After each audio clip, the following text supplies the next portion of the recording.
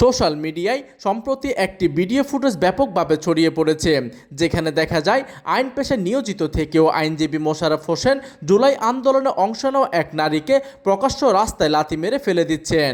ঘটনাটি সেখানেই শেষ নয়, আন্দোলনের সাথে যুক্ত আরও অনেকের উপর হামলা চালাতে দেখা যায় তাকে।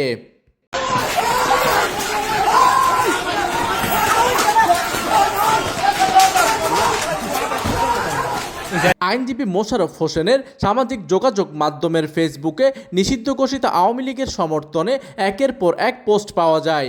আইন পেশায় থেকে একজন নারীর উপর এমন ন্যাক্কারজনক হামলায় তীব্র ক্ষোভ প্রকাশ করেছেন নেটিজেনরা।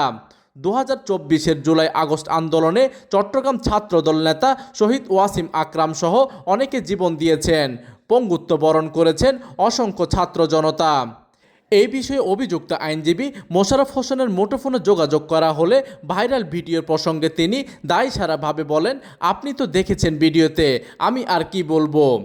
আইন পেশায় সম্মান ক্ষুণ্ণ করা এবং একজন নারীর উপর বর্বর হামলা চালানো এই আইনজীবীকে দ্রুত গ্রেপ্তার করে আইনের আওতায় এনে দৃষ্টান্তমূলক শাস্তি দাবি করেছেন ক্ষুব্ধ ছাত্র জনতা। প্রতিনিধির তথ্য ও পাঠানো চিত্রে ডেস্ক নিউজ, দিগন্তের বার্তা 24, চট্টগ্রাম।